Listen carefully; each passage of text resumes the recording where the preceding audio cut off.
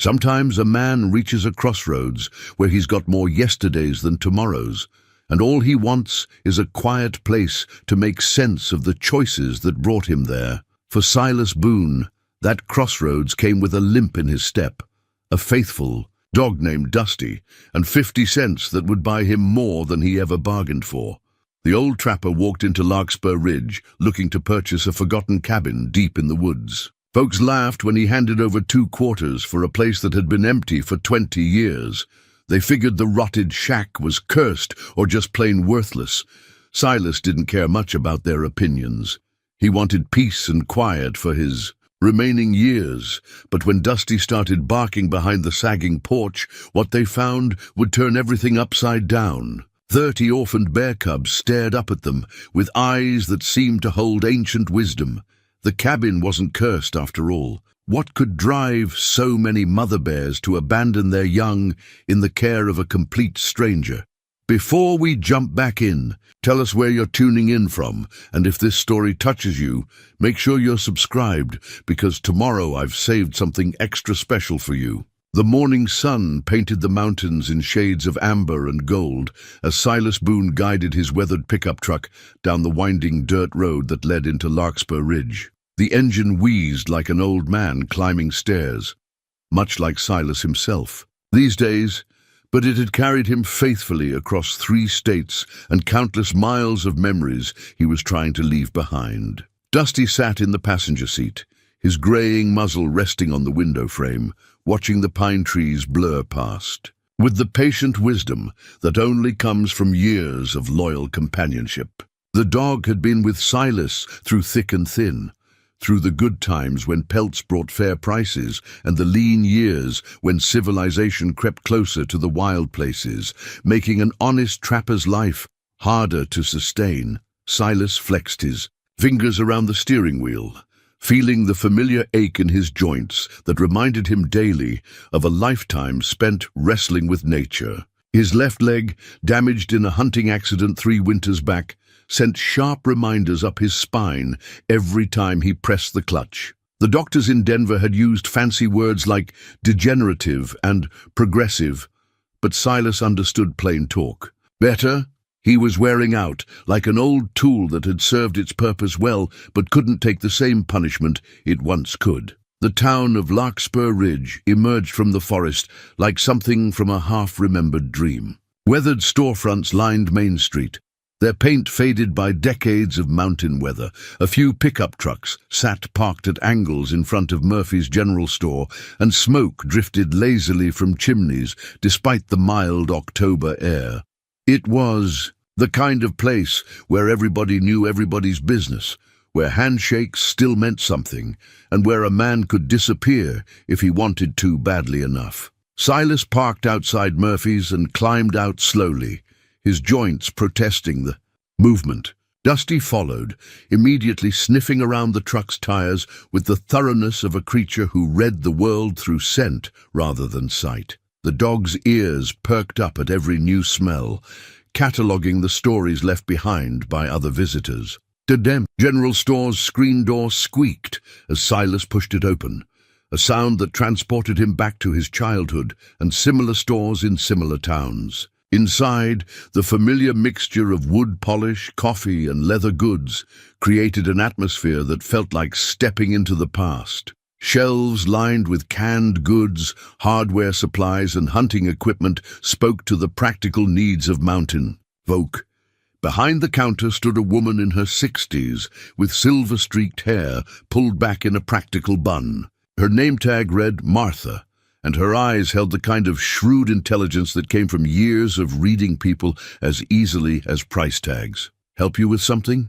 Martha asked, looking Silas up and down with the practiced assessment of someone who could size up a customer's needs and budget in a single glance. "Looking for property," Silas said, his voice carrying the rough edges of a man who spent more time talking to trees than people. "Something quiet, something away from folks." Martha raised an eyebrow. "Well, you've come to the right place for quiet, though I'd say most of what's available around here might be a bit rough for..." She paused, clearly reconsidering her words as she took in Silas's weathered appearance and the confident way he carried himself despite his limp. "I'm not looking for comfort," Silas said. "Just looking for peace." A man in flannel and work boots looked up from the coffee pot in the corner. "You might try talking to old Pete about the Mackenzie place," he said, stirring sugar into his cup. "Been empty going on 20 years now. Course there's reasons for that." "What kind of reasons?" Silas asked. The man exchanged a glance with Martha. "Well, some folks say it's cursed. Others just say it's too far gone to be worth fixing. Old cabin about 15 miles up Whisper Creek Road, built back in the 1880s by a fellow named Mackenzie who disappeared one winter. Never did find him." Martha nodded slowly. "Place has been through a handful of owners since then. None of them stayed long. Last fellow who tried to fix it up left in the middle of the night. Wouldn't say why. That was back in '03, I think." "Where would I find this old Pete?" Silas asked. "Usually holding court at Benny's Tavern this time of day," the flannel-clad man said. "Tell him Earl sent you. He'll give you a fair shake, though I can't say the same for that property." Silas thanked them and made his way back to the truck where Dusty was waiting patiently in the shade. The dog looked up at him with eyes that seemed to ask if they'd found what they were looking for yet. "Not yet, old boy," Silas murmured, scratching behind Dusty's ears. "But we're getting closer." Benny's Tavern sat at the far end of Main Street, a low building with a neon sign that flickered intermittently in the afternoon light. The parking lot was gravel, and the few vehicles scattered around looked like they'd seen as many hard miles as their owners. This was clearly a place where working men came to wash the dust from their throats and share the day's grievances. Inside, the tavern was dimly lit and smelled of beer, wood smoke, and honest sweat. A handful of men sat at the bar or around small tables, most of them wearing the uniform of outdoor workers, flannel shirts, work boots, and the kind of deep tans that came from earning a living under the open sky. "You Pete?" Silas asked, approaching. An elderly man who sat alone at the end of the bar, nursing a beer and reading a newspaper through wire-rimmed glasses. Pete looked up, taking in Silas's appearance with the same careful assessment Martha had given him. "Depends who's asking. Earl over at Murphy's said you might know about the Mackenzie place." Pete's eyebrows rose slightly. "The Mackenzie place?" He folded his newspaper and turned to face Silas fully. "Now that's not a name I hear too often. These days, you looking to buy or just curious?" "Looking to buy, if the price is right." Pete studied him for a long moment, then gestured to the empty stool beside him. "Well, sit yourself down and let me tell you what you'd be getting into." Silas settled onto the stool, grateful to take the weight off his bad leg. The bartender, a heavy-set man with arms like tree trunks, slid a beer across the bar without being asked. "The Mackenzie cabin," Pete began, "sits on about 40 acres of some of the prettiest land you'll find in these mountains. Good water from Whisper Creek, old-growth pine, and views that'll take your breath away on a clear day. Problem is, the cabin itself is about as close to falling down as a structure can get without actually doing it." "I'm not afraid of hard work," Silas said. "It's not the work that scares folks off," Pete continued. "It's the history. Like Earl probably told you, old Mackenzie built that place back in the 1880s. Trapper, like yourself if I'm reading the signs right. Lived up there alone for nigh on 15 years before he vanished without a trace one winter. Folks found his traps still set come spring, but no sign of the man himself." Pete took a sip of his beer and continued. "Since then, that place has had a string of owners, and none of them stayed long. Some left because the work was too much, sure enough, but others left for reasons they wouldn't talk about. Strange sounds in the night, things moving around that shouldn't be moving, that sort of thing. And what do you think about all that?" Silas asked. Pete shrugged. "I think the mountains hold secrets, and some places hold more than others. Whether that makes a place cursed or just interesting depends on your point of view, I suppose." Silas found himself liking the old man's practical approach to the supernatural. "What would you want for it?" Pete grinned, showing teeth stained by decades of coffee and tobacco. "Well, seeing as how I've been trying to get that property off my hands for the better part of 20 years. And seeing as how you're the first person to ask about it in 5 years who didn't run off after hearing the stories, I'm inclined to be generous." He reached into his shirt pocket and pulled out a business card, so worn the edges were soft as fabric. "Tell you what, you give me 50 cents, not $50, mind you, but 50 cents, and sign some papers saying you won't hold me responsible if the place falls down around your ears or if whatever's up there decides it doesn't like company. And it's yours." Silas stared at him. 50 cents? That's right, 2 quarters. I inherited that land from my uncle, and he inherited it from his brother-in-law, and it's been nothing but a burden to my family for decades. Property taxes, insurance, liability worries, all for a place nobody wants to live in. You'd be doing me a favor taking it off my hands." Silas reached into his pocket and pulled out 2 quarters, placing them on the bar with a soft clink. "When can we do the paperwork?" Pete's grin widened. "Well, I'll be damned. You might just be crazy enough to make a go of it up there," he finished. His beer and stood up.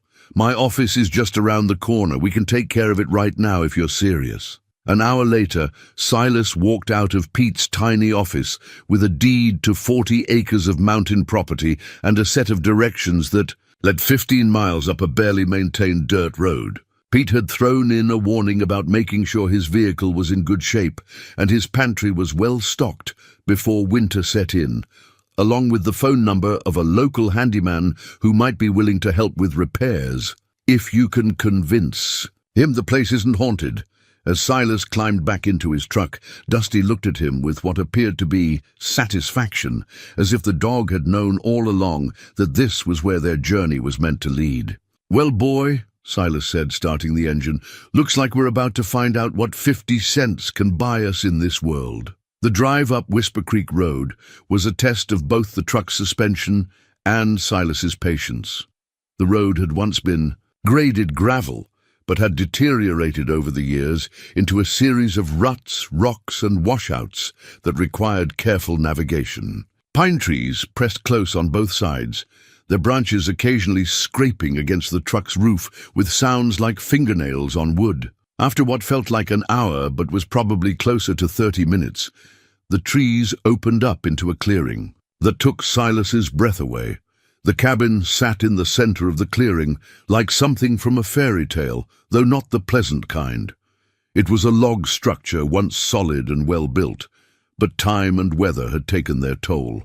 The roof sagged in the middle, several windows were boarded up, and the front porch listed to one side like a ship taking on water. But beyond the cabin, the view stretched across a valley filled with aspens and pines, their leaves and needles, creating a tapestry of green and gold that seemed to go on forever. Whisper Creek ran along the eastern edge of the property, its water clear and cold and singing over the rocks in a voice that seemed to welcome them home. Silas parked the truck and sat for a moment, taking it all in. This was exactly what he had been looking for, a place far enough from civilization to provide the solitude he craved, but with enough natural beauty to make a man grateful to wake up each morning. Dusty was already out of the truck and exploring, his nose to the ground as he investigated the countless scents that told the story of the creatures who had called this place home over the years.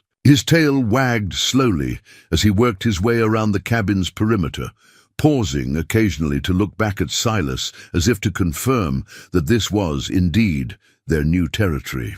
The cabin's front door hung slightly askew on rusty hinges, and Silas pushed it open with the caution of a man who had learned to respect old structures and their tendency to surprise unwary visitors. Inside, late afternoon sunlight filtered through gaps in the boarded windows, creating patterns of light and shadow that danced across the rough wooden floor. The main room was larger than it had appeared from outside, with a stone fireplace dominating. One wall and built-in shelves that still held a few forgotten items from previous occupants, a rusted coffee pot, some mouse-chewed books, and a pair of worn work gloves that seemed to be waiting for their owner's return. A narrow staircase led to what appeared to be a loft area, while a doorway on the far side of the room opened into what had once been a kitchen. Everything needed work, extensive work, but the bones of the structure seemed sound enough.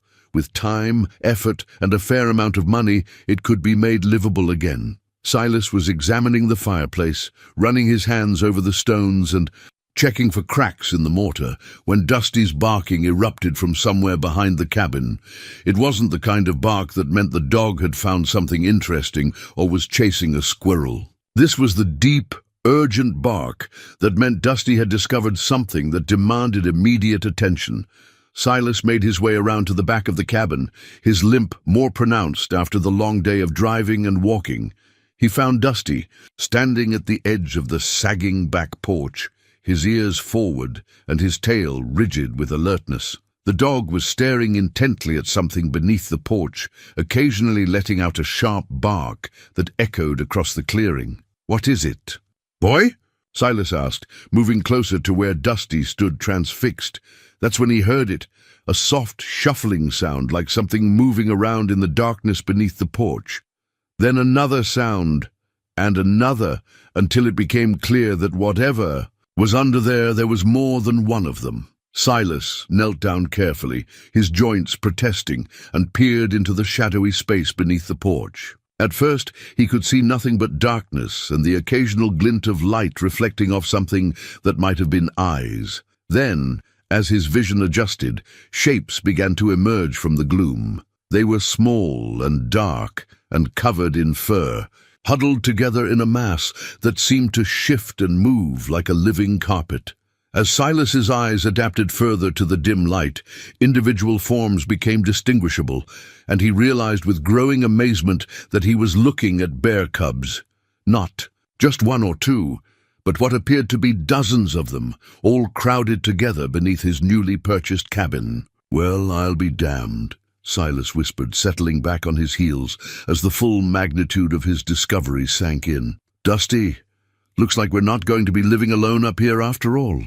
The silence that followed Silas's discovery seemed to stretch on forever, broken only by the gentle murmur of Whisper Creek and the soft rustling sounds coming from beneath the porch. Dusty had stopped barking but remained alert, his body tense as he watched the shadowy space where dozens of small shapes moved in the darkness. Silas counted them slowly, his weathered hands gripping the edge of the porch as he leaned forward to get a better view. 10, 15, 20. The numbers kept climbing until he reached 30 distinct forms, huddled together in what appeared to be a massive living pile of fur and warmth. 30 bear cubs, none of them appearing to be more than a few months old, all of them seemingly healthy despite being without their mothers. "This doesn't make sense," Silas murmured to himself, his mind racing through everything he knew about bear behavior. Mother bears were fiercely protective of their cubs, especially young ones like these. They would never abandon their offspring voluntarily, and certainly not in such numbers. Something had happened here, something that had driven the mothers away or worse. One of the cubs near the edge of the group lifted its head and looked directly at Silas with dark, intelligent eyes that seemed far too wise for such a young creature. The cub didn't show fear, which was itself unusual. Instead, it watched him with what appeared to be curiosity, as if it had been waiting for someone like him to arrive. Silas had spent enough years in the wilderness to recognize when he was looking at animals that had been abandoned or orphaned. These cubs had the slightly hollow look around their eyes that spoke of hunger, and their movements were more sluggish than they should have been for healthy young bears. They needed food, and they needed it soon, or they wouldn't survive the approaching winter. "Well, Dusty," Silas said quietly, "looks like our quiet retirement just got a lot more complicated." The dog whined softly in response, his tail wagging tentatively as if he sensed the weight of the decision that lay ahead. Silas had come to these mountains seeking solitude and peace in his final years. He had imagined spending his days fishing in Whisper Creek, reading by the fireplace, and simply enjoying the kind of quiet that only came from being far away from the demands and disappointments of human civilization. Instead, he found himself facing a responsibility that would change everything about his plans. 30 orphaned bear cubs, represented months of constant care, enormous expense, and the kind of physical demands that his aging body wasn't sure it could handle. The sensible thing would be to contact the wildlife authorities. Let them deal with the situation while he found another place to live out his remaining years. But as Silas looked into those dark eyes staring back at him from beneath the porch, he felt something stirring in his chest that he hadn't experienced in years, a sense of purpose that went beyond his own comfort and desires. These cubs hadn't chosen to be orphaned any more than he had chosen to grow old and worn down by life. They were here, they needed help, and by some twist of fate or providence, he was the one who had found them. "First things first," he said, pushing himself back to his feet with a grunt of effort. "We need to figure out what happened to their mothers, and we need to get these little ones some food." Silas made his way back to the truck, his mind already working through the practical considerations. The nearest town with any kind of wildlife resources was probably Fairfield, about an hour's drive back down the mountain. He would need to stock up on supplies, find someone who knew about caring for orphaned bears, and figure out how to feed 30 hungry mouths without breaking what remained of his modest savings. In the truck's glove compartment, he found the notebook he always carried, a habit left over from his trapping days when keeping detailed records could mean the difference between a profitable season and going hungry. He began making a list: milk replacement formula, feeding bottles, blankets, medical supplies, and food for himself and Dusty, while they figured out what came next. The drive back down Whisper Creek Road seemed to take forever, every pothole and washout reminding him of the cubs he had left behind. He found himself driving faster than was probably safe on the rutted dirt road, anxiety gnawing at him as he imagined all the things that could go wrong in his absence. Bears, wolves, or mountain. Lions could find the cubs. They could wander away from the relative safety of the porch. They could simply grow weaker and start dying while he was gone. By the time Silas reached Larkspur Ridge, the sun was beginning to set behind the mountains, painting the sky in shades of orange and purple that would have been beautiful under other circumstances. The general store was still open, and Martha looked surprised to see him back so soon. "That was quick," she said, as he pushed through the screen door. "Don't tell me you've already changed your mind about that cabin." "Not exactly," Silas said, pulling out his hastily written list. "I'm going to need some supplies. Quite a few." "Supplies, actually," Martha read over the list, her eyebrows rising higher with each item. "Milk replacement formula, feeding bottles. Mister, are you planning to run some kind of nursery up there?" "Something like that," Silas said, not ready to explain the full situation until he had a better understanding of it himself. "You have any of this stuff?" "Some of it," Martha said, moving toward the shelves that held farming and ranching supplies. "Though I have to say, this is about the strangest shopping list I've seen in 30 years of running this store." While Martha gathered what supplies she had in stock, Silas used the store's phone to call information for the number of the Colorado Division of Wildlife. After being transferred twice, he found himself talking to a ranger named Sarah Mitchell, who sounded young but knowledgeable. 30 orphaned cubs," Sarah repeated when Silas explained the situation. "That's highly unusual. Bear mothers don't typically abandon their young unless something catastrophic has happened. Where did you say you found them?" "The old Mackenzie place. About 15 miles up Whisper Creek Road," Silas said. There was a long pause on the other end of the line. "The Mackenzie property," Sarah said slowly. "We've had reports from that area before. Strange animal behavior, unusual migration patterns. There's been talk of some kind of environmental disturbance up there, but we've never been able to pinpoint the cause." "What kind of disturbance?" "That's what we've been trying to figure out. Some of the local guides have reported finding animals behaving strangely. Predators and prey species mingling peacefully, migration routes that don't make sense, that sort of thing. We've sent teams up there twice in the past 5 years, but they never found anything concrete." Sarah paused again, and Silas could hear papers shuffling in the background. "Listen, Mr. Boone, I can have a team up there tomorrow morning to assess the situation and relocate the cubs to a proper rehabilitation facility.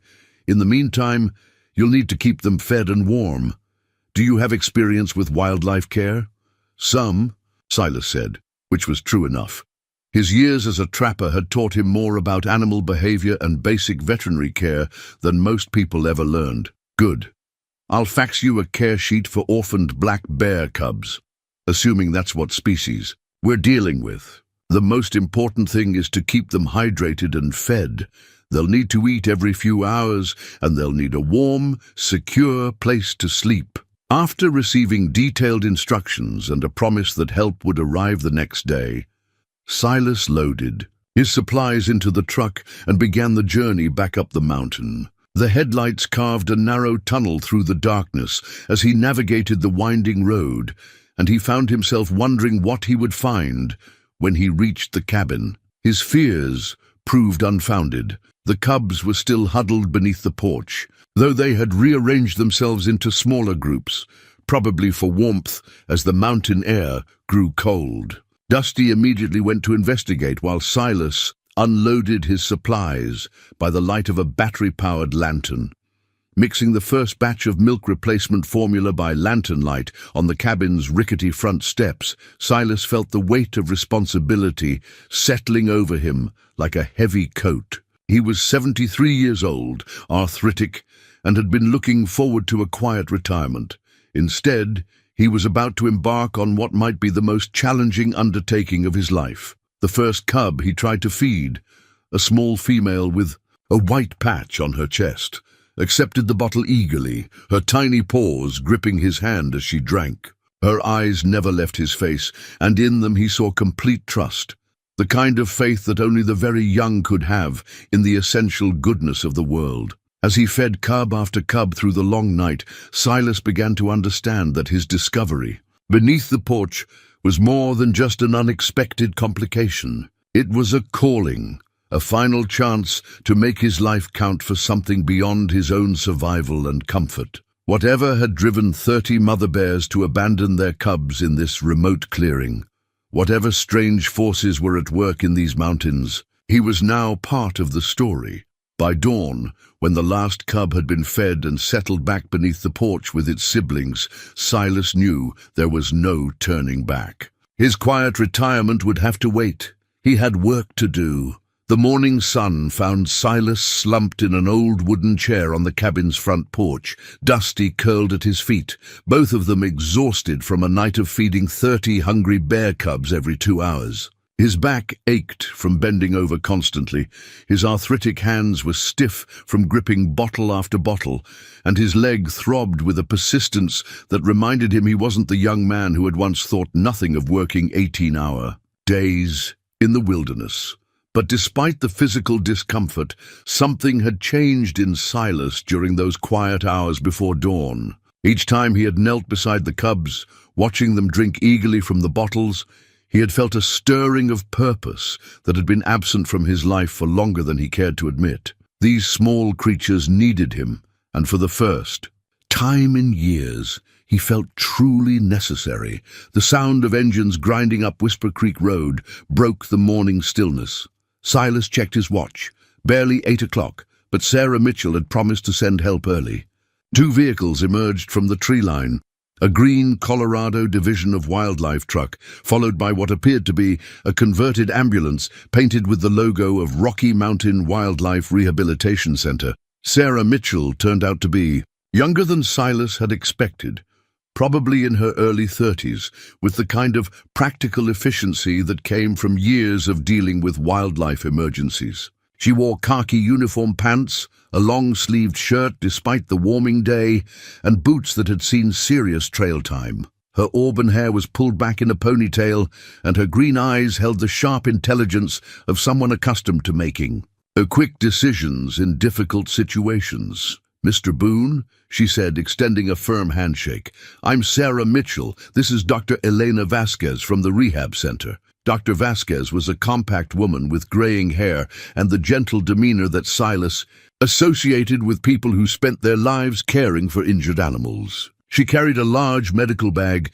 and moved with the purposeful stride of someone who had learned to work efficiently in challenging conditions. "Where are our patients?" Dr. Vasquez asked, setting down her bag and pulling on latex gloves. Silas led them around to the back of the cabin, where the cubs had settled into their daytime routine of sleeping in shifting piles beneath the porch. At the sound of approaching footsteps, several small heads appeared, dark eyes watching the newcomers with cautious interest. 32, actually, Dr. Vasquez said after a few minutes of careful observation. "I count 32 cubs, and they appear to be from multiple litters. I'm seeing cubs that are probably 8 to 12 weeks old, which means they were born at different times this spring." Sarah knelt beside the porch, her expression troubled. "That's even more unusual than we thought. Multiple mothers abandoning multiple litters in the same location? That doesn't happen in nature, not without some kind of major environmental catastrophe." "What kind of catastrophe?" Silas asked. "Disease, severe habitat disruption, predation pressure, but none of those would explain why the mothers would bring their cubs here before abandoning them," Sarah said, standing and dusting off her knees. "It's almost like they deliberately brought them to this specific location." Dr. Vasquez had begun the delicate process of examining individual cubs, using a combination of gentle coaxing and quick, efficient movements to check their overall health. "They're malnourished, but not severely so," she reported. "No obvious signs of disease or injury. Their coats are in good condition, and their responses seem normal for cubs this age." "So what's the plan?" Silas asked, though part of him already dreaded the answer. "Standard protocol would be to transport them to our facility for rehabilitation," Dr. Vasquez said.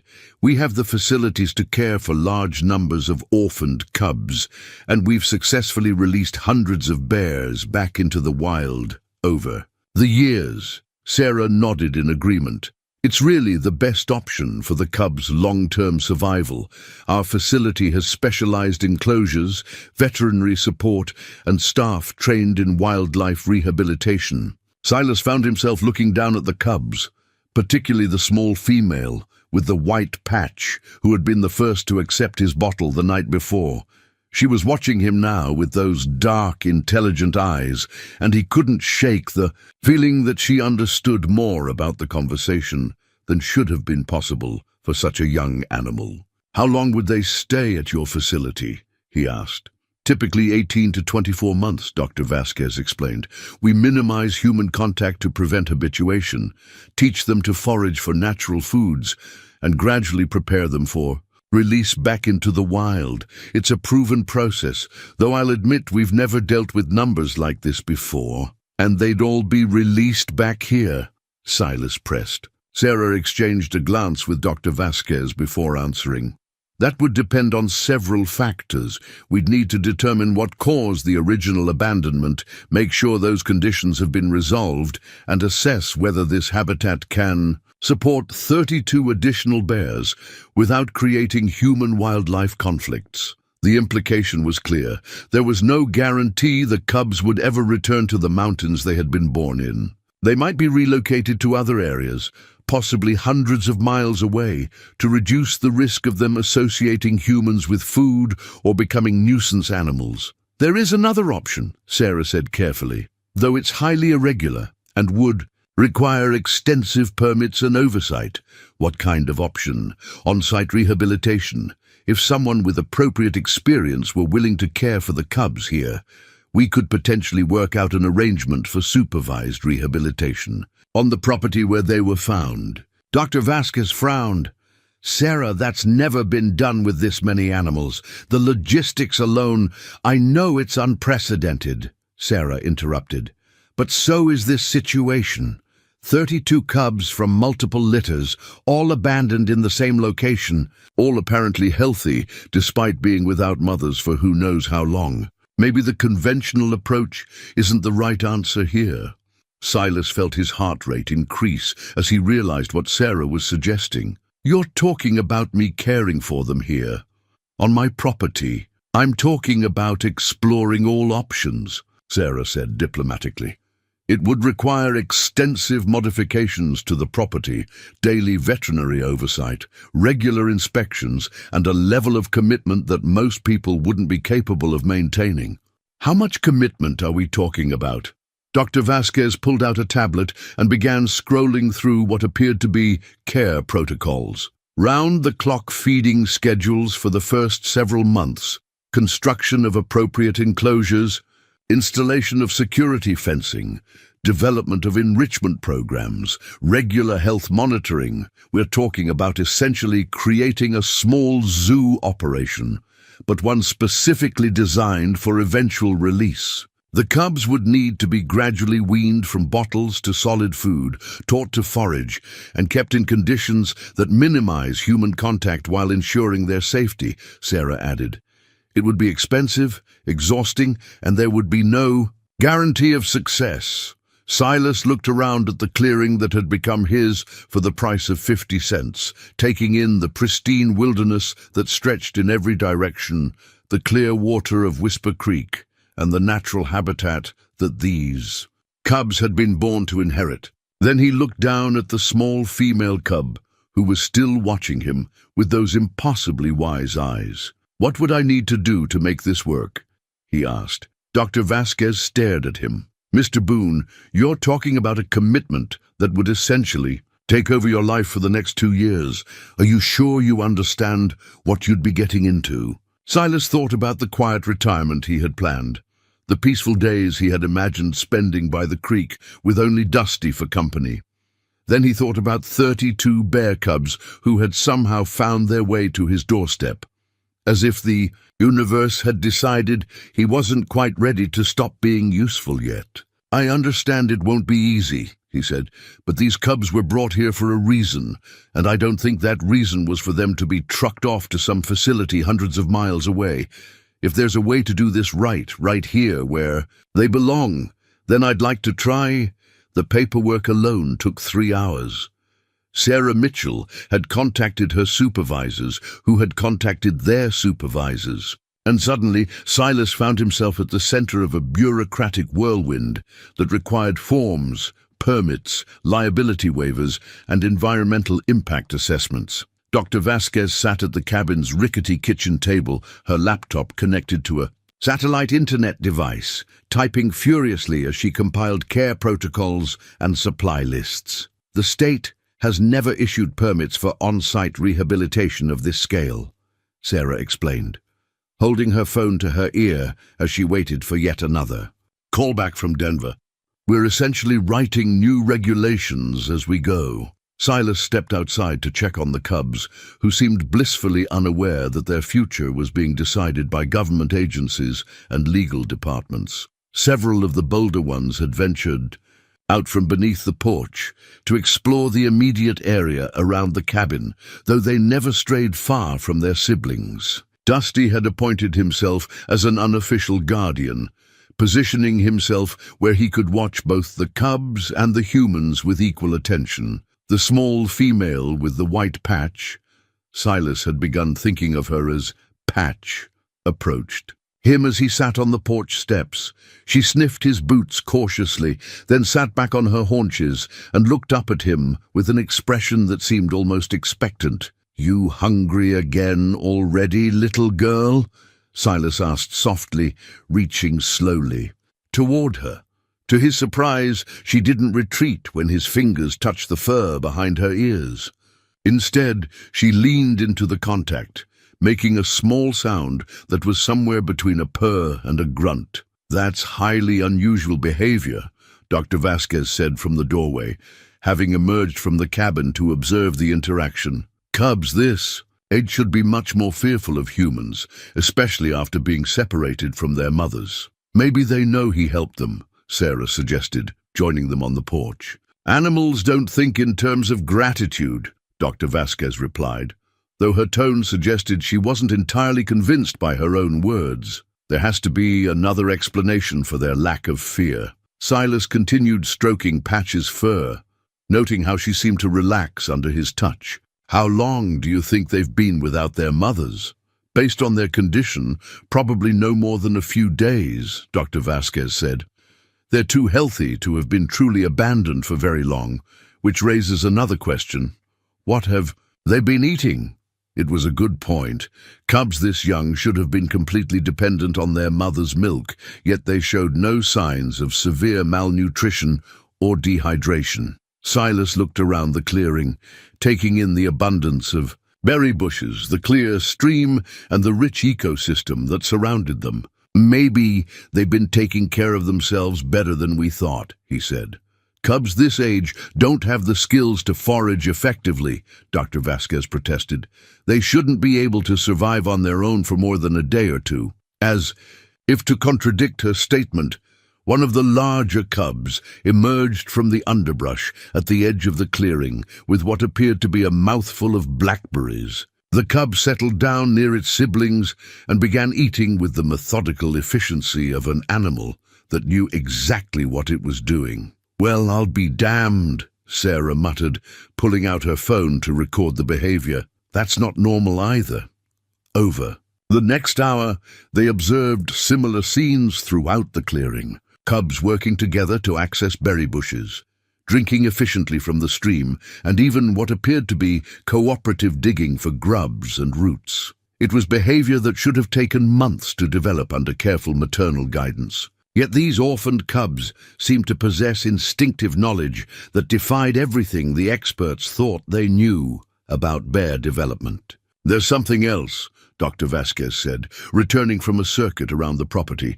"I found evidence of adult bear activity, tracks, scat, claw marks on trees, but it's all at least a week old. Whatever adults were here, they left recently." "But deliberately? Deliberately how?" Silas asked. "The tracks suggest organized movement, not panicked flight. Multiple adults moving in the same direction, following established game trails toward the higher elevations.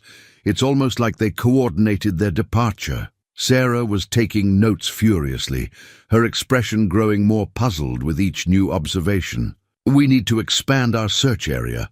Look for evidence of what might have driven them away. Disease, predation, human encroachment, something caused this mass abandonment." "What if it wasn't something negative that drove them away?" Silas asked. Quietly, both women turned to look at him. "What do you mean?" Sarah asked. "What if they brought their cubs here because they knew this was the safest place for them? What if they left because they trusted that their young would be cared for?" Dr. Vasquez shook her head. "Bears don't think that way. They don't have complex reasoning abilities or the capacity for that kind of long-term planning. Don't they?" Silas gestured toward the cubs, several of whom were now engaged in what appeared to be a cooperative effort to move a fallen log that was blocking access to a patch of service berries. "Look at them. Tell me that's not problem-solving behavior." As the afternoon wore on, more examples of unusual intelligence emerged. Cubs appeared to be communicating with each other through a complex system of vocalizations and gestures. They shared food resources equitably, with larger cubs ensuring that smaller ones had access to the best foraging spots. Most remarkably, they seemed to be organizing themselves into functional family groups, despite having no blood relationships. "I've been studying bear behavior for 15 years, Dr. Vasquez said finally, "and I've never seen anything like this. These cubs are exhibiting social structures and cognitive abilities that we don't typically observe in adult bears, let alone juveniles." Sarah's phone rang, interrupting their observations. After a brief conversation, she hung up with a satisfied expression. "That was headquarters. They're approving a temporary permit for on-site rehabilitation, pending completion of the required modifications to the property." "What kind of modifications?" Silas asked. Dr. Vasquez consulted her tablet. "Perimeter fencing around at least 10 acres, multiple secure enclosures for different age groups, a medical facility for health monitoring, separate quarters for you to minimize habituation concerns, and a feeding station designed to encourage natural foraging behaviors." "How much is all of this going to cost?" "Conservatively, somewhere in the range of $50,000 to $75,000. Silas felt his stomach drop. His entire savings, accumulated over a lifetime of careful frugality, amounted to less than half that amount. "I don't have that kind of money." "There might be grants available," Sarah said quickly. "Wildlife conservation funds, private foundations, research institutions that would be interested in studying this unusual situation." "How long would it take to get grants approved?" "Several months at minimum." Silas looked around at the cubs, who were beginning their evening routine of gathering beneath the porch for warmth and safety.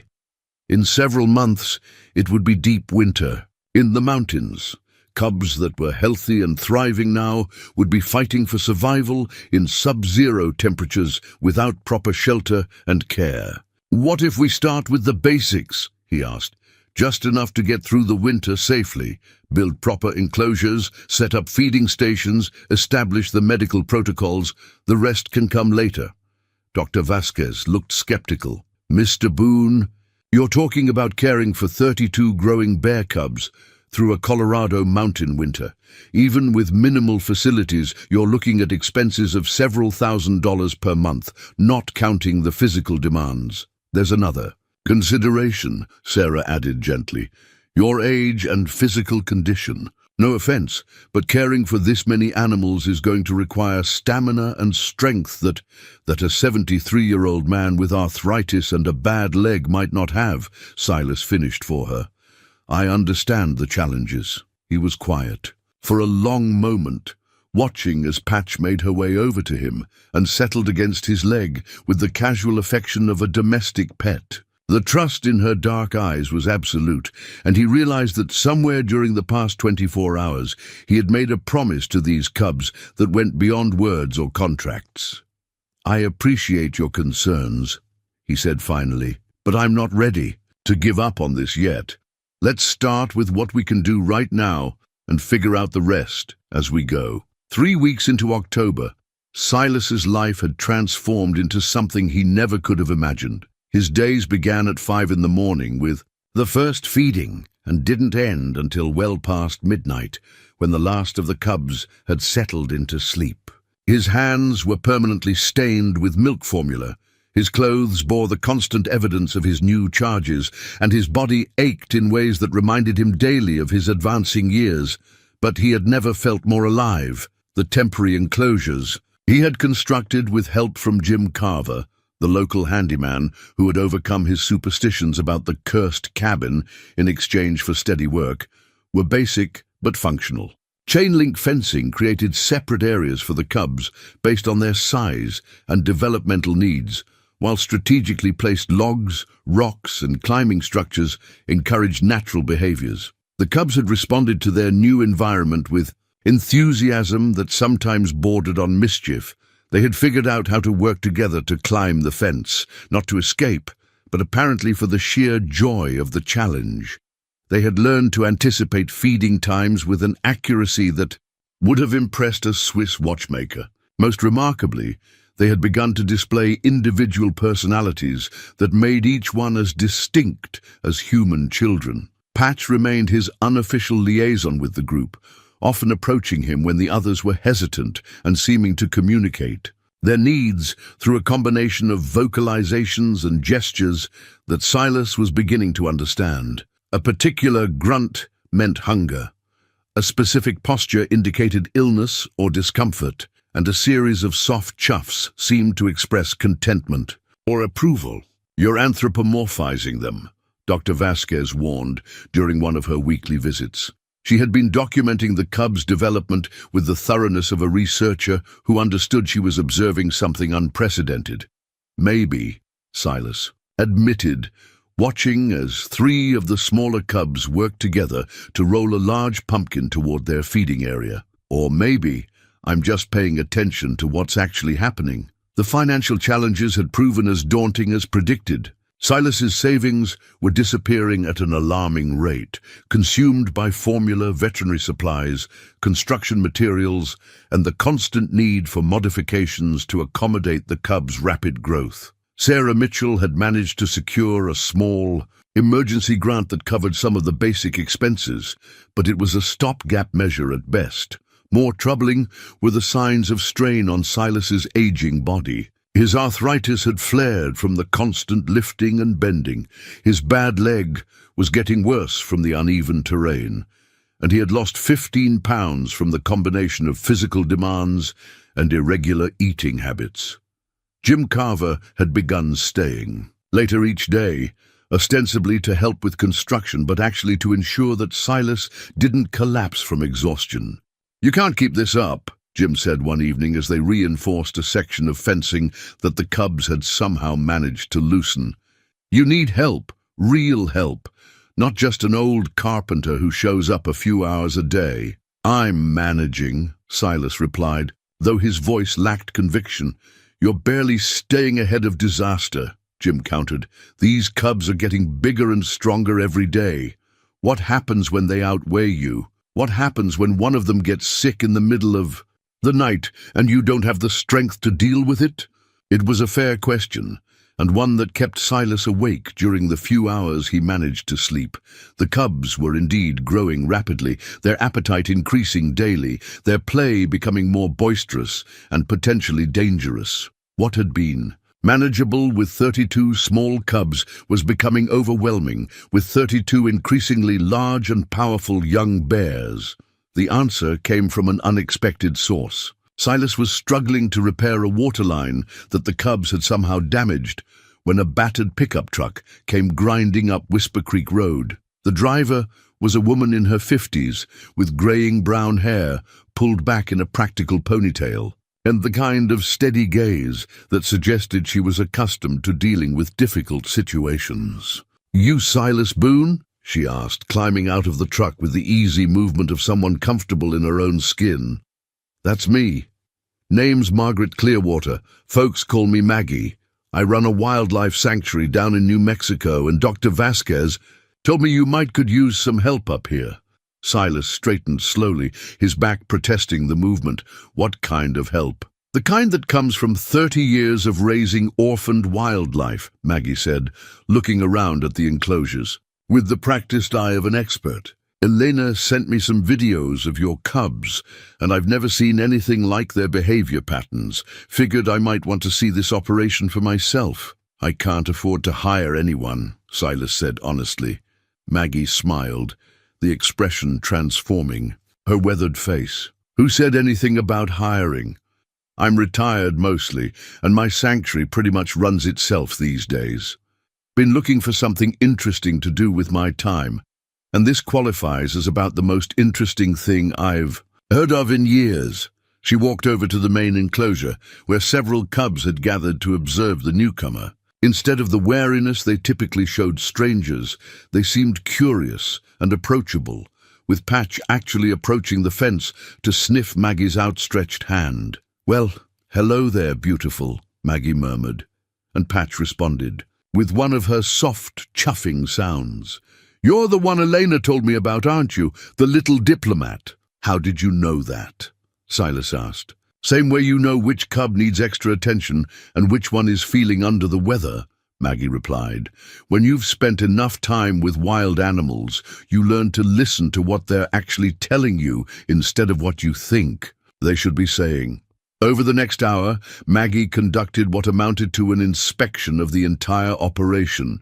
She examined the enclosures, observed feeding protocols, reviewed medical records, and most importantly, spent time with each group of cubs. Her questions were specific and knowledgeable, and her suggestions were practical and immediately implementable. "You've done remarkable work here," she said finally, settling onto the porch steps as the cubs began their evening routine. "Most people would have been overwhelmed after the first week. Most people would have been smart enough not to try," Silas replied. "Maybe, but most people wouldn't have recognized what you're dealing with here." Maggie gestured toward the enclosures, where the cubs were organizing themselves into their nighttime groups, with the efficiency of a well-trained military unit. "These aren't normal bear cubs, Silas. I don't know what they are exactly, but they're something special. Elena thinks I'm just projecting human characteristics onto normal animal behavior." Elena's a good veterinarian, but she's never spent time with animals that have been touched by something beyond the ordinary, Maggie said. I have. I've seen wolves that could predict weather changes weeks in advance, ravens that seem to understand human speech, and deer that led hunters away from wounded members of their herd. The natural world is full of mysteries that science hasn't figured out how to explain yet. She stood up, brushing dust from her jeans. I've got a proposal for you. Let me stay for a month, help you get through the immediate challenges, and see if we can figure out what makes these cubs so special. If it works out, maybe we can talk about a longer arrangement. I still can't afford. I've got my own money, and I've got my own reasons for wanting to be here. Maggie interrupted. Let's just say I believe in paying attention when the universe puts something extraordinary in front of you. Silas looked around at the clearing that had become his world, at the cubs who had become his responsibility, and at the woman who had appeared just when he needed help most. Sometimes, he reflected, life had a way of providing exactly what was needed, exactly when it was needed. When can you start? He asked. Maggie Clearwater moved into the cabin's small loft area with the efficiency of someone who had learned to live simply and travel light. Her few possessions included practical clothing, a well-worn collection of veterinary texts, and a leather journal that she wrote in each evening by lamplight. Within 3 days, her presence had transformed the daily routine from barely controlled chaos into something approaching organized efficiency. The key, she explained to Silas as they prepared the morning feeding, is understanding that they're not just individual animals, they're a community. They've created their own social structure, and if we work with it instead of against it, everything becomes easier. She was right. By observing the cubs' natural groupings and hierarchies, they had identified several individuals who served as leaders for different factions. Patch remained the primary liaison with humans, but there was a large male they had dubbed Chief, who seemed to coordinate group activities, and a particularly intelligent female named Scout, who always seemed to know when something was different or wrong. "Watch this," Maggie said, holding up a bottle during the evening feeding. Instead of approaching the cubs directly, she caught Patch's attention and held up 3 fingers, then pointed to 3 specific cubs who had been showing signs of minor illness. Patch looked where Maggie was pointing, then made a series of soft vocalizations. The 3 sick cubs immediately separated themselves from the group and approached the fence, while the healthy cubs remained where they were. "How did she know which ones you meant?" Silas asked, amazed. "Same way you know which tool you need before you pick it up," Maggie replied. "Intelligence isn't just about problem solving, it's about understanding context and communication." Thus, Cubs' development continued to defy conventional expectations. They had learned to open simple latches, work together to move objects much larger than themselves, and even seemed to understand basic cause and effect relationships that should have been beyond their cognitive abilities. More mysteriously, they appeared to be teaching these skills to each other through methods that resembled deliberate instruction rather than mere imitation. Dr. Vasquez's weekly visits had evolved into something more like research expeditions. She brought cameras, measurement tools, and increasingly complex behavioral tests that the cubs seemed to approach with the attitude of students eager to demonstrate their knowledge. "I'm documenting behaviors that challenge everything we think we know about ursine intelligence," she told Silas during one visit. "I've got video evidence of cubs using tools, teaching each other complex tasks, and demonstrating problem-solving abilities that rival those of primates." "What does that mean for their future?" Silas asked. "I honestly don't know. Standard rehabilitation protocols assume we're dealing with animals that will integrate back into normal bear populations. But if these cubs continue developing at this rate, they might be too advanced to survive in the wild, or they might be exactly what wild bear populations need to adapt to changing environmental conditions." The financial situation had stabilized somewhat, thanks to Maggie's connections in the wildlife rehabilitation community. Small donations were beginning to arrive from sanctuaries and conservation groups around the country, along with offers of expertise and supplies. More significantly, a wildlife documentary crew had expressed interest in filming the cubs' development, with the understanding that any proceeds would help fund the rehabilitation effort. But with each passing week, Silas found himself grappling with deeper questions about what they were actually trying to accomplish. The cubs were thriving in their current environment, showing no signs of stress or abnormal behavior beyond their unusual intelligence. They had formed strong bonds with each other and increasingly with their human caretakers. The idea of eventually releasing them into the wild was beginning to feel less like conservation and more like abandonment. "You're getting attached," Maggie observed one evening as they watched the cubs settling into their nighttime routine. "We both are," Silas replied. "That's normal. It's also dangerous.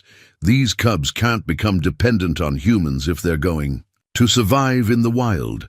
But what if the wild isn't where they belong anymore?" Silas asked. "What if whatever brought them here meant for them to be something different?" Maggie was quiet for a long moment, her expression thoughtful. "I've been wondering the same thing. In my experience, when nature produces something extraordinary, it's usually for a reason.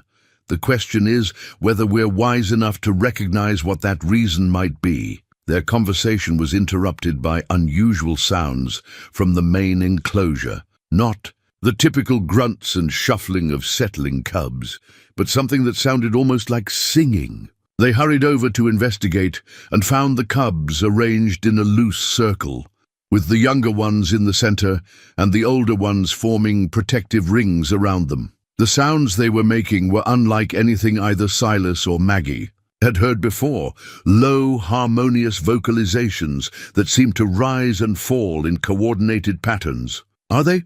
Silas began. "I think they're teaching," Maggie whispered. "Look at the little ones. They're learning the song." As they watched, the pattern became clear. The older cubs would vocalize a sequence, and the younger ones would attempt to repeat it. When a young cub made a mistake, an older one would gently correct them, repeating the sequence until it was learned correctly. The entire process had the structured quality of a formal lesson. "This is unprecedented," Dr. Vasquez said when they showed her the video the next day. "We're looking at cultural transmission of learned behaviors, something that's been observed in whales and dolphins, but never in bears." "What kind of behaviors are they transmitting?" Silas asked. "That's what we need to figure out. The vocalizations might be a form of communication, or they might be something else entirely. We need to document everything and try to understand the patterns." As autumn deepened into early winter, the cubs' evening lessons became more complex and varied. They seemed to be learning not just vocalizations, but specific movements, problem-solving techniques, and what appeared to be rudimentary forms of cooperation that went far beyond typical pack behavior. Most remarkably, they had begun to demonstrate an awareness of the natural world around them that bordered on supernatural. They could predict weather changes hours before any visible signs appeared. They seemed to know when other wildlife was approaching the property long before Dusty's keen senses detected anything unusual. And they showed an uncanny ability to locate water sources, food caches, and safe shelter sites that even experienced outdoorsmen would have missed. "It's like they're connected to something we can't perceive," Maggie said one evening, after watching a group of cubs successfully predict the exact location where a dead tree would fall during a windstorm. "Maybe they are," Silas replied. "Maybe that's why their mothers brought them here. Maybe they knew these cubs were special and needed a different kind of upbringing. Or maybe," Maggie said thoughtfully, "their mothers knew something was coming, something that would require bears with abilities beyond the ordinary." The first snow of the season arrived 2 days later, earlier than usual and heavier than the weather forecasts had predicted. But the cubs had already prepared, moving their sleeping areas to the most protected spots in their enclosures and arranging their nighttime groups for maximum warmth retention. Watching them adapt with such apparent foreknowledge Silas couldn't shake the feeling that Maggie was right. Whatever these cubs were being prepared for, winter was just the beginning. The morning of November 15th dawned crisp and clear, with the kind of mountain air that made every breath feel like a small gift. Silas was checking the water systems. The first hard freeze had threatened their improvised plumbing when Dusty began barking with an urgency that made him drop his tools and hurry toward the dog's position near the tree line. What he found that changed everything he thought he understood about the cub's situation. Dusty stood rigid, his attention focused on something moving through the pines about 50 yards from the enclosures. At first, Silas thought it might be elk or deer, but as the shapes emerged more clearly, he realized he was looking at bears. Adult bears, moving with the deliberate purpose of animals who knew exactly where they were going. "Maggie!" he called, his voice carrying across the clearing. She appeared from the cabin within seconds, took one look at his expression, and followed his gaze toward the approaching bears. "How many?" she asked quietly. "I count at least 6, maybe more." Behind them, the adult bears moved in single file, their massive forms making the cubs in the enclosures look like toys by comparison. But strangest of all was their behavior. Instead of the wariness that wild bears typically showed around human habitation, these animals approached with what appeared to be calm determination, as if they belonged here. The cubs had noticed the approaching adults and were pressed against the fence closest to the tree line, making soft vocalizations that Silas had never heard before. It wasn't distress or fear. It sounded almost like greeting calls. "Those aren't random bears," Maggie said, pulling out binoculars for a closer look. "They're moving too purposefully, and the cubs' reaction suggests they recognize them. You think they're the mothers? Some of them might be. But look at the size variation. We've got females and at least 2 adult males in that group. That's not typical family behavior." The lead bear, a massive female with distinctive silver markings around her ears, stopped about 20 yards from the enclosures. She sat back on her haunches and made a series of low, rumbling vocalizations that carried clearly across the clearing. The cubs responded immediately, their own voices joining in what was unmistakably a conversation. "We need to call Sarah," Maggie said, but she made no move toward the cabin. Like Silas, she seemed transfixed by what they were witnessing.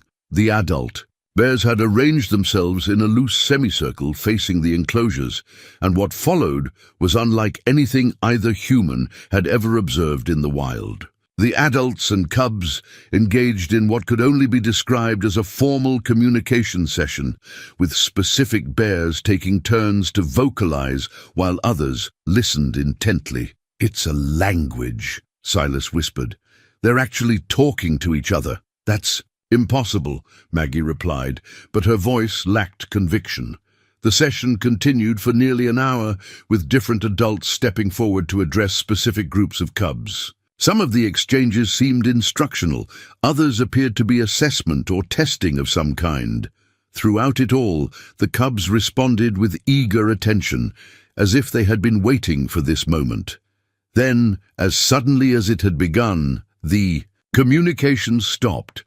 The silver-marked female stood and approached the fence directly, her massive paws making no sound on the frozen ground. She looked directly at Silas with dark eyes that held an intelligence so profound it was almost human. When she spoke, and there was no other word for the complex series of sounds she made, it was clearly directed at him.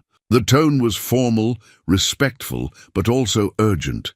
She repeated the sequence 3 times, then stepped back and waited. "She's trying to tell us something," Silas said. "Bears don't—" Maggie began, then stopped. "Actually, I have no idea what bears do or don't do anymore." Patch had moved to the front of her enclosure and was looking back and forth between the adult female and Silas. Suddenly, she began vocalizing in a pattern that seemed to mirror what the adult had just said, but with subtle differences that suggested translation rather than repetition. Hatch is interpreting," Maggie said in amazement. "She's translating between the adult and us." The exchange continued for several more minutes, with Patch serving as an intermediary between species. While Silas couldn't understand the specific content, the urgency of the communication was unmistakable. Something important was being conveyed, something that required human understanding and cooperation. The meeting ended as abruptly as it had begun. The adult bears rose and began moving back toward the tree line, but the silver-marked female paused to look once more at Silas. This time, her expression seemed almost pleading, as if she was asking him to trust in something he couldn't yet comprehend. After the adults disappeared into the forest, the cubs remained agitated for hours. They clustered in their groups, continuing the low vocalizations that had characterized their evening lessons, but with a new intensity that suggested preparation rather than practice. "We need to call everyone," Maggie said finally. "Sarah, Elena, maybe even some wildlife behavioral specialists from the university. What we just witnessed changes everything about this situation." But when Sarah arrived the next morning with Dr. Vasquez and a small team of researchers, the story they told was met with polite skepticism that barely concealed outright disbelief. Adult bears returning to check on cubs that have been separated. "For months," Dr. Vasquez said, "that goes against everything we know about bear behavior. Once cubs are weaned or abandoned, the family bond is broken." "Maybe these aren't ordinary family bonds," Silas suggested, "and the idea of interspecies communication facilitated by one of the cubs?" Sarah added. "That's venturing into fantasy. Old territory. We have video," Maggie said, pulling out her phone.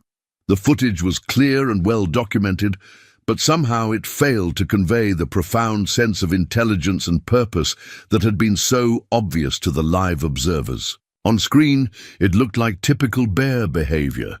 Adults investigating a territory where cubs were present, vocalizations that could be explained as normal bear communication, and cubs responding to the presence of adults from their species. "What you've documented is certainly unusual," Dr. Vasquez admitted after reviewing the video, "but unusual behavior doesn't necessarily indicate the kind of advanced intelligence you're describing." "Then explain this," Maggie said, leading them to the main enclosure. Overnight, the cubs had rearranged their entire living space. What had been random groupings of logs, rocks, and sleeping areas had been transformed into complex geometric patterns that seemed to serve multiple purposes. Feeding stations had been moved to create clear pathways. Sleeping areas had been organized to maximize both warmth and security, and the entire layout suggested a level of planning and coordination that would have challenged human architects. "They did this in one night," Silas explained, "after the adults left. It's like they received instructions and immediately began implementing them." Dr. Vasquez walked through the enclosure, examining the new arrangements with growing puzzlement. Every modification served a practical purpose, but the overall design showed a sophistication that was difficult to reconcile with known bear intelligence. "There has to be a logical explanation," she said, but her tone suggested she was struggling to find one. That evening, as the research team prepared to return to Denver with their documentation and inconclusive findings, Maggie pulled Silas aside for a private conversation. "They don't believe us because they can't afford to believe us," she said. "If we're right about what these cubs represent, it changes everything about how we understand animal intelligence and the relationship between humans and wildlife. So what do? We keep documenting, we keep learning, and we wait for the adults to return. Because they will return, Silas. That wasn't a goodbye, it was a progress check." Maggie was right. 3 nights later, Dusty's barking announced the return of the adult bears. This time, there were more of them. At least 12 adults moving through the forest with the same purposeful determination. But this time, they weren't alone. As the group emerged from the tree line, Silas could see that they were escorting something or someone toward the clearing. The figure was too distant and too obscured by the movement of the bears to identify clearly, but it was definitely Human. Who in their right mind would be walking with a pack of wild bears? Maggie asked. As the group drew closer, the answer became clear. The human figure was an elderly Native American man, his long grey hair braided with what appeared to be feathers and small bones. He wore traditional buckskin clothing and moved with the bears as if he belonged among them, showing no fear or concern about being surrounded by animals that could easily overpower him. The silver-marked female led the procession directly to the enclosures where she resumed her position from the previous visit. But this time, instead of addressing the cubs, she turned toward Silas and the human who accompanied her. The old man stepped forward, his dark eyes taking in the entire operation. With a single sweeping glance, when he spoke, his voice carried the weight of someone accustomed to being heard and respected. "You are the one who has been caring for the children," he said. It wasn't a question. "Yes," Silas replied, unsure of what else to say. "Then it is time you understood what you have become part of," the old man continued. "My name is Joseph Crow Feather, and I am the keeper of the old agreements. These cubs are not orphans, Mr. Boone. They are candidates. Candidates for what?" Joseph Crow Feather looked around at the cubs, who had gathered as close to the fence as possible and were watching the conversation with rapt attention. "For the next phase of evolution," he said quietly, "and the time for their testing has begun." Joseph Crow Feather settled onto a tree stump with the careful movements of a man whose bones carried decades of mountain winters. But his eyes remained sharp and alert as he began to speak. The adult bears had arranged themselves in a protective circle around the clearing, their massive forms creating a natural amphitheater that seemed designed for this moment. "My people have stories," he said, his voice carrying easily across the clearing. "Old stories about times when the world changed, and the animals had to choose whether to change with it or disappear. Most chose to stay the same, but some chose to become something new." Silas and Maggie sat on the cabin's front steps, listening. With the focused attention of students who understood, they were about to learn something that would change their understanding of the world. The cubs had grown quiet, but their eyes remained fixed on the elderly man, as if they recognized the importance of his words. "Your science has names for these times," Joseph continued. "Evolutionary pressure, adaptation, survival of the fittest. But the old stories understand something your science has forgotten. Sometimes evolution isn't random. Sometimes it's guided." "Guided by whom?" Maggie asked. Joseph gestured toward the bears surrounding them. "By those who understand that survival isn't just about the strongest or the smartest. It's about those who can learn to live in harmony with the changes that are coming." "What kind of changes?" Silas asked, though part of him suspected he already knew the answer. "The world is warming, the forests are shrinking, and the old ways of living are no longer enough," Joseph said. "Within your lifetime, maybe sooner, the animals will face choices that will determine whether they survive or join the long list of species that couldn't adapt fast enough." He pointed toward the cubs, who seemed to be following the conversation with understanding that defied their age. "These young ones represent something new, bears with the intelligence to solve problems, to communicate across species barriers, to work together in ways their ancestors never could. They are being prepared for a world that doesn't exist yet." Dr. Vasquez, who had remained silent during most of the explanation, finally spoke. "You're talking about accelerated evolution, directed mutation. That's not how natural selection works." "Natural selection is what happens when there's time for gradual change," Joseph replied calmly. "But when change comes fast, nature sometimes chooses more direct methods. These cubs aren't just learning to be better bears. They're learning to be the kind of animals that can survive alongside humans instead of being destroyed by them." "And you believe this is some kind of deliberate process?" Sarah asked. "I know it is, because my family has been part of it for 7 generations. We are the keepers of the agreements made long ago between the first people and the animal spirits. When the time comes for change, we help guide the process. Joseph stood and walked slowly toward the main enclosure where Patch had positioned herself at the front of the group.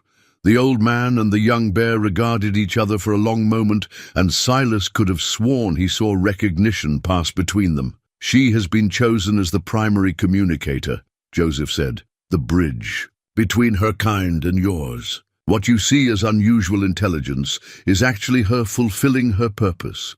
"How long have you known about the cubs?" Silas asked.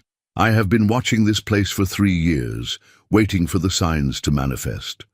The mothers brought there, young here because this land was chosen long ago as a place of transformation. The cabin you bought for 50 cents sits on ground that has been sacred to my people for centuries." The revelation hit Silas like a physical blow. The cabin was deliberate. Pete selling it to me for 50 cents. That was part of this? Joseph smiled, the expression transforming his weathered features. "Pete Donovan is my nephew. He has been the guardian of this property his entire adult life, waiting for the right person to claim it, someone who would have the heart to care for what he found here and the stubbornness to see it through despite the challenges." "You've been manipulating us from the beginning," Maggie said, though her tone held more wonder than accusation. "I have been creating opportunities," Joseph corrected. "But the choices were always yours. You could have called the authorities and had the cubs removed. You could have given up when the work became too hard or the costs too high. You could have walked away at any point. But we didn't," Silas said. "No, you didn't. And now the first phase of preparation is complete." Dr. Vasquez had been taking notes furiously throughout the conversation, her scientific training warring with the evidence of her own observations. "You're asking us to believe that these cubs represent some kind of directed evolution, guided by what? Animal spirits, ancient agreements? I'm asking you to observe and draw your own conclusions," Joseph replied. "You've spent months documenting behaviors that don't fit your understanding of bear intelligence. You've watched them communicate, problem solve, and learn at rates that defy explanation. What does your scientific training tell you about anomalies that can't be explained by existing theories? That either the theories are wrong or we're missing crucial information," Dr. Vasquez admitted reluctantly. "The information you're missing is that intelligence isn't just a human trait that occasionally appears in other species. It's a tool that nature uses when conventional adaptation isn't sufficient. These cubs represent what bears must become to survive the next century." Sarah had been silent throughout most of the exchange, but now she spoke with the authority of someone making an official decision. "Assuming for a moment that what you're telling us is true, what happens next? What's the second phase of preparation?" Joseph turned his attention to the adult bears, several of whom had moved closer during the conversation. "The second phase involves testing whether the cubs can integrate their new abilities with the survival skills they'll need in the wild. They must learn to hunt, to find shelter, to avoid danger, and to pass their knowledge on to future generations." "How long will that take?" Silas asked.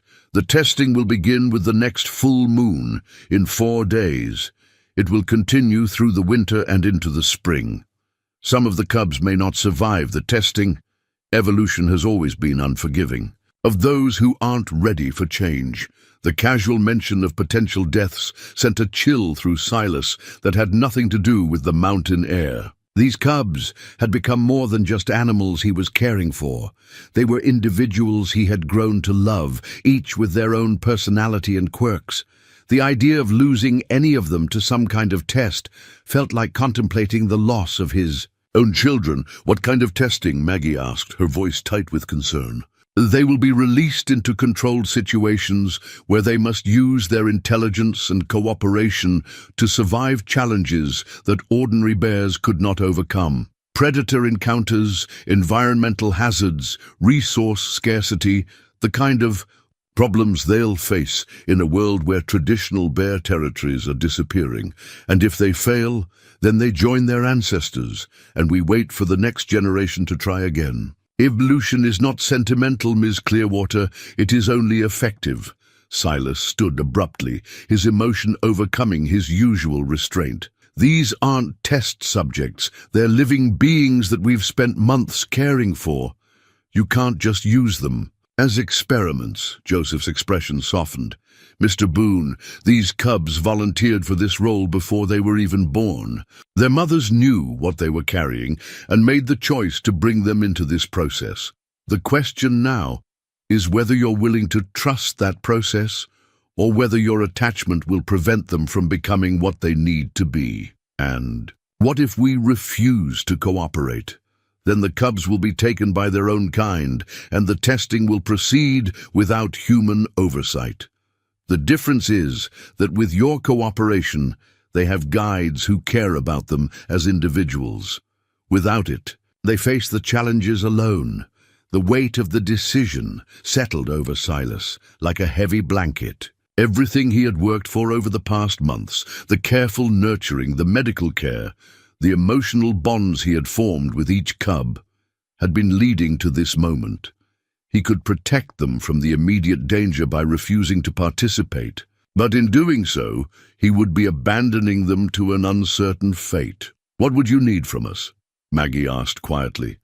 "Continued care and monitoring during the testing period, medical support when needed, and most importantly, documentation of their progress for future generations who will continue this work." Dr. Vasquez looked up from her notes. "From a scientific standpoint, this could be the most important behavioral study ever conducted. If these cubs really do represent some kind of evolutionary advancement, the implications for conservation biology are staggering." "And from a human standpoint?" Silas asked. "From a human standpoint," Joseph said, "you have the opportunity to be part of something that will determine whether bears survive the next century or join the passenger pigeon in extinction." As if responding to some unheard signal, the adult bears began moving toward the forest. The silver-marked female approached the enclosure one final time, making the complex vocalizations that Patch had learned to translate. This time, the young cub's response was longer and more elaborate, suggesting a detailed exchange of information. "She's accepting the challenge," Joseph translated, "and she's volunteering to be the first to undergo testing." "No," Silas said immediately. "She's just a baby. She's not ready for whatever you have planned." Joseph looked at him with something approaching sympathy. "Mr. Boone, that baby has been preparing for this moment since the day she was born. She understands the stakes better than you do. The question is whether you trust her enough to let her try." As the adult bears disappeared into the forest and darkness settled over the clearing, Silas found himself facing the most difficult decision of his life. Everything in his heart wanted to protect these cubs from danger, to keep them safe in their enclosures where he could ensure their survival. But everything in his mind understood that true protection might require letting them face the very dangers he wanted to shield them from. 4 days until the testing began. 4 days to prepare for a process that would either prove the cubs worthy of their extraordinary gifts or cost them everything. The full moon rose over Whisper Creek on a night so clear that every star seemed etched against the black velvet of the mountain sky.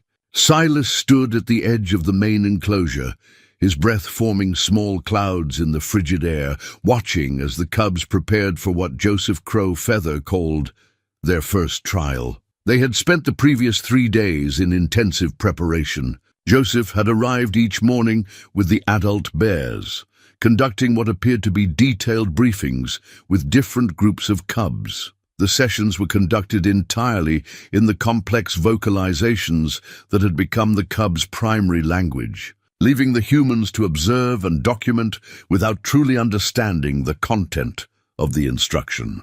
"They're organizing themselves into teams," Maggie observed, noting how the cubs had spontaneously divided into groups of 4 or 5, each with a clear leader and specific roles for the other members. Patch had been chosen to lead the first team to undergo testing.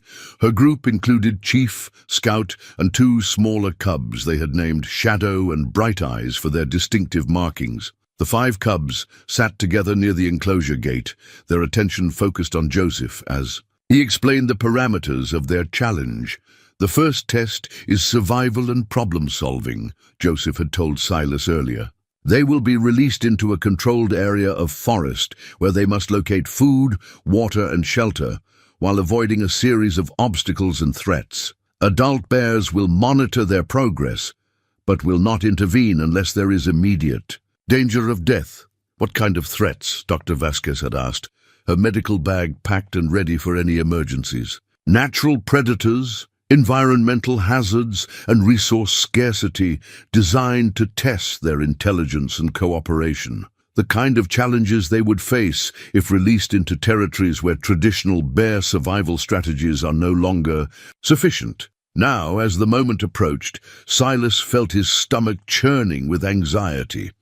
These cubs had become his responsibility, his family, in a way that transcended species boundaries. The idea of deliberately exposing them to danger went against every protective instinct he had developed over months of careful nurturing. "It's time," Joseph said quietly, approaching the enclosure with a set of keys that would unlock the gate. Patch looked directly at Silas as the gate swung open, her dark eyes holding the same intelligence and trust that had characterized their relationship from the beginning.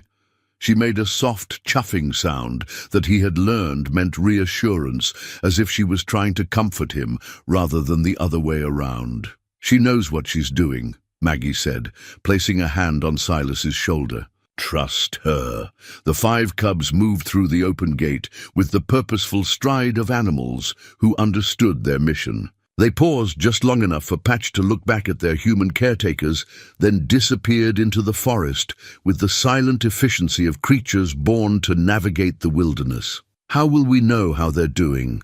Sarah asked, her radio. Equipment, ready to coordinate with the monitoring team that had been positioned throughout the test area. "The adult bears will report back periodically," Joseph said, "and you have cameras positioned at key points along their route. But remember, this is their test, not ours. We observe and learn, but we do not interfere." The waiting began immediately. Silas found himself pacing the clearing, unable to settle, his mind conjuring worst-case scenarios, despite Joseph's assurances that the test had been designed to challenge, but not destroy. Maggie busied herself with the remaining cubs, who seemed agitated by the absence of their companions. Dr. Vasquez monitored radio communications with the field team, while Sarah documented everything for her official report. The first update came 2 hours after the cubs' departure. One of the adult bears emerged from the forest and approached Joseph, making a series of low vocalizations that conveyed information about the cubs' progress. "They have successfully located the primary water source and established a temporary shelter," Joseph translated. "They are working together effectively and showing good decision-making skills." "What's the next challenge?" Silas asked. "They must locate food sources that require cooperation to access while avoiding a staged encounter with mountain lions. The adult bears have positioned themselves to ensure the predators don't actually attack, but the cubs don't know that." 4 more hours passed with periodic updates. The cubs had successfully worked together to access a cache of buried food, demonstrated innovative problem-solving when faced with a deliberately damaged shelter, and shown remarkable coordination. When confronted by the simulated predator threat, they're not just surviving, Dr. Vasquez reported after reviewing footage from the remote cameras. They're excelling. Their problem-solving approaches are sophisticated enough to impress human wilderness experts. But the real test came near dawn, when the adult bear that had been shadowing Patch's team returned with urgent vocalizations that made Joseph's expression grow grim. "There's been a complication," he said. "The cubs have encountered something. That wasn't part of the planned test, a real threat that the adult monitors are having difficulty containing." "What kind of threat?" Maggie demanded. "Hunters. 3 men with rifles, apparently tracking the adult bears. They've established a position that puts them directly in the cubs' path." Silas felt his blood turn to ice. "We have to get them out of there.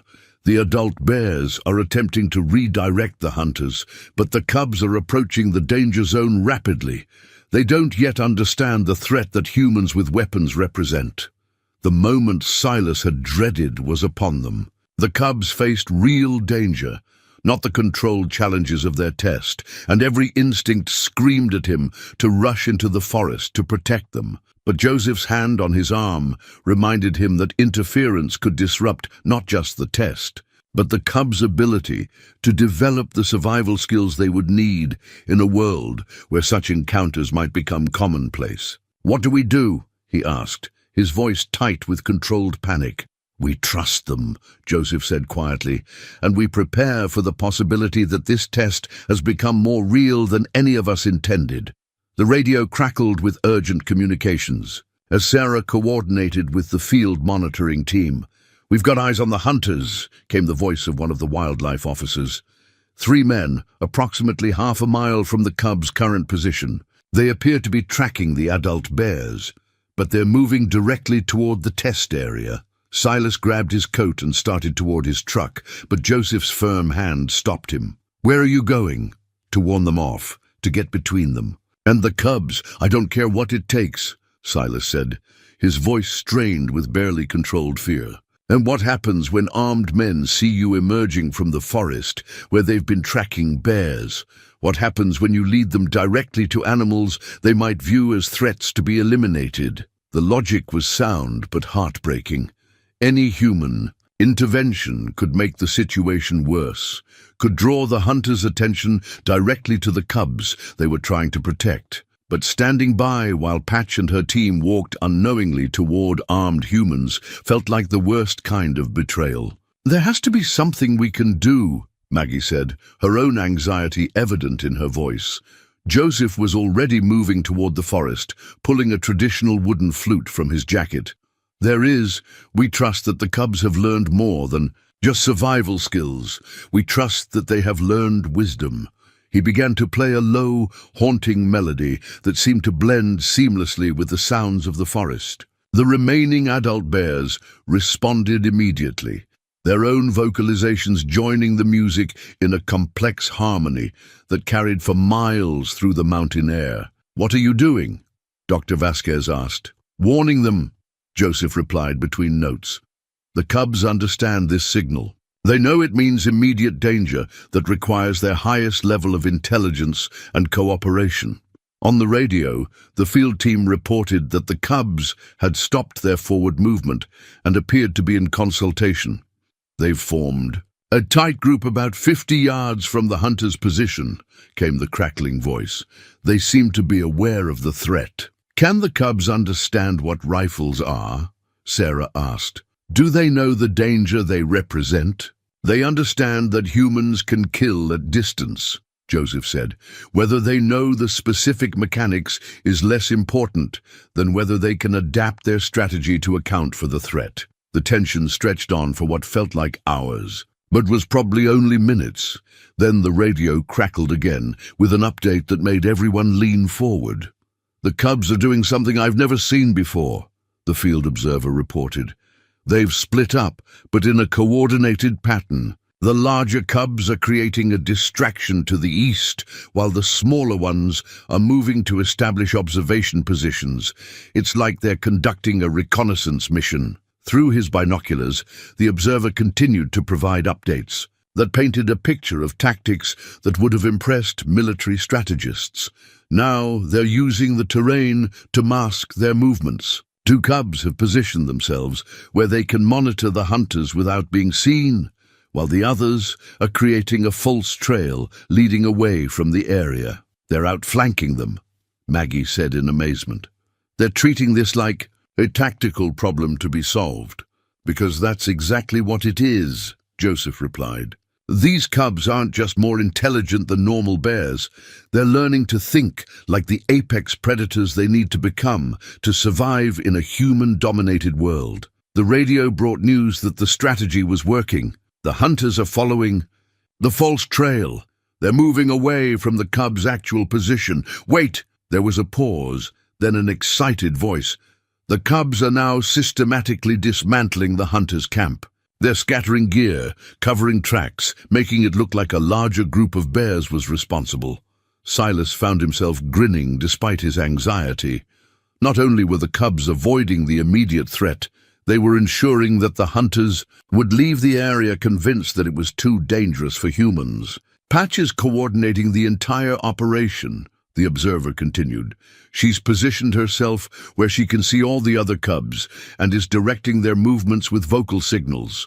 The level of communication and coordination is unprecedented. 20 minutes later, the crisis was over. The hunters, thoroughly spooked by evidence of multiple large bears in the area and deprived of most of their equipment, had retreated toward the main road. The cubs had regrouped and were continuing their original test mission as if the interruption had been just another challenge to overcome. They passed, Joseph said quietly, putting away his flute. Not just the survival test, but the intelligence test we never planned to give them. What happens now? Silas asked. Now we wait for them to complete the full trial. They have 3 more challenges before dawn, each designed to test different aspects of their preparation. If they succeed in all of them, they will be ready for the final phase, which is... Joseph looked around at the humans who had become part of this ancient process, despite never choosing it. Integration. Learning to live as the bridge between the wild world and human civilization. Learning to be the kind of animals that can not only survive in tomorrow's world, but help guide both species toward a future that neither can achieve alone. As the first light of dawn began to touch the mountain peaks, Silas realized that whatever happened in the remaining hours of testing, the cubs had already proven something extraordinary. They had faced real danger and responded not with panic or instinct alone, but with intelligence, cooperation, and tactical thinking that suggested they truly were becoming something new, something that might just be capable of changing the relationship between humans and wildlife forever. 6 months later, as spring painted the mountains in shades of green that seemed to glow with their own inner light, Silas stood on the front porch of his cabin, now properly repaired and winterized, watching a scene that still filled him with wonder every time he witnessed it. Patch and her companions moved through the clearing with the confident grace of animals who had found their place in the world. They were larger now, approaching their first birthday, but their growth had been accompanied by an intelligence that continued to astound everyone who observed them. The other teams had passed their trials as well, each group demonstrating unique solutions to challenges that would have defeated ordinary bears. The documentary crew is coming back next month, Maggie said, joining him on the porch with 2 cups of coffee. She had never left after that first month, finding in the cub's story a purpose that filled the remaining years of her career with meaning. Think they'll be ready for that kind of attention? Silas asked, accepting the warm cup gratefully. They've been ready for months.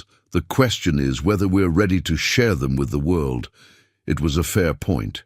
Word of the cubs' extraordinary abilities had spread through the scientific community, despite efforts to keep the story contained. Research teams from universities across the country had requested permission to study them, while conservation organizations saw them as proof that wildlife could adapt to human encroachment in ways previously unimaginable. Joseph thinks it's time, Silas said.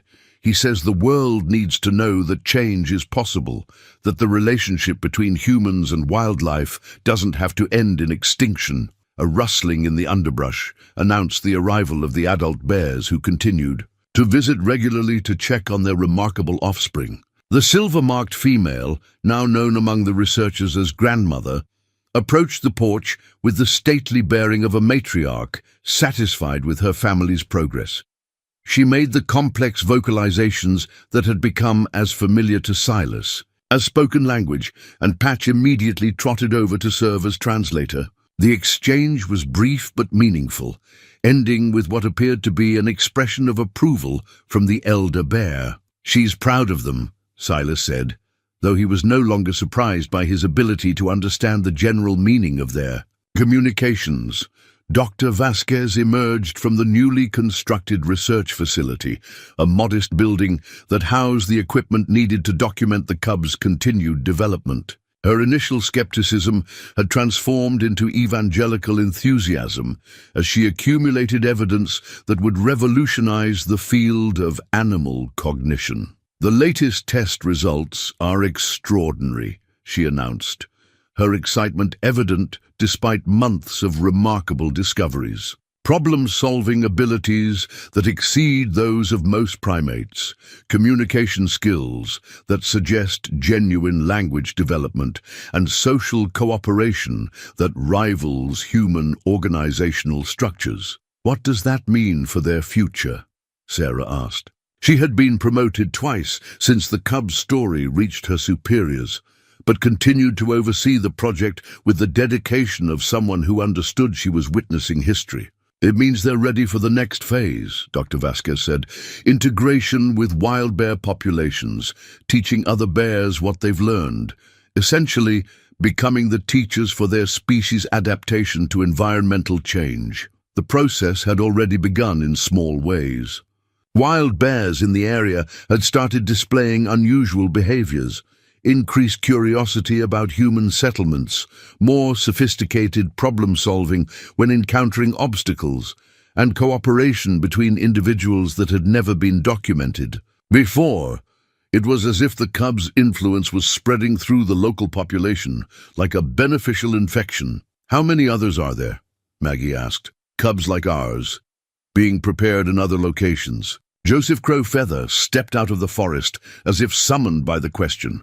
His appearances had become less frequent as the cubs proved their abilities, but his presence still commanded respect from both humans and bears. 17 sites across North America, he said, each with different challenges, different environments, different aspects of the preparation. Your cubs were the first to complete their trials successfully, but others are following. And after integration, the real work begins. These cubs will establish territories that overlap with human development. They will serve as intermediaries when conflicts arise. They will teach both species that coexistence is not just possible, but necessary for survival. Silas walked to the edge of the porch, where Patch was waiting with the patient attention she always showed when important conversations were taking place. The small female who had first accepted his bottle on that long-ago night had grown into a magnificent animal whose intelligence shone in every movement and expression. "You ready for all this responsibility, girl?" he asked quietly. Patch made the soft, chuffing sound that meant agreement, then surprised him by placing a massive paw on his arm in what was unmistakably a gesture of affection and reassurance. In her dark eyes, he saw not just intelligence, but wisdom. The kind of deep understanding that comes from knowing one's purpose in the world. "She's ready," Joseph said.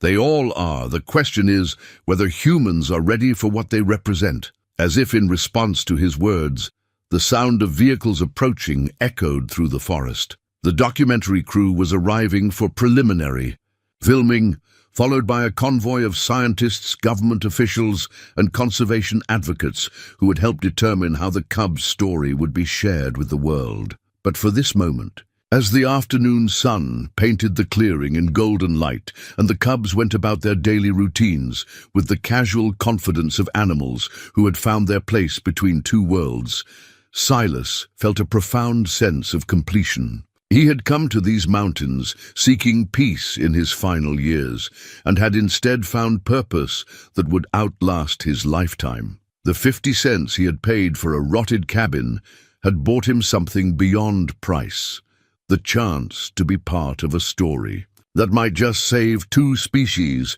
from the consequences of their own success. As Patch and her companions prepared to take their place as bridges between the wild and human worlds, Silas knew that his quiet retirement had given way to something far more meaningful. Sometimes, he reflected, the universe knew exactly what it was doing when it brought the right person to the right place at precisely the right time. The cubs had found their destiny, and in helping them reach it, he had discovered his own.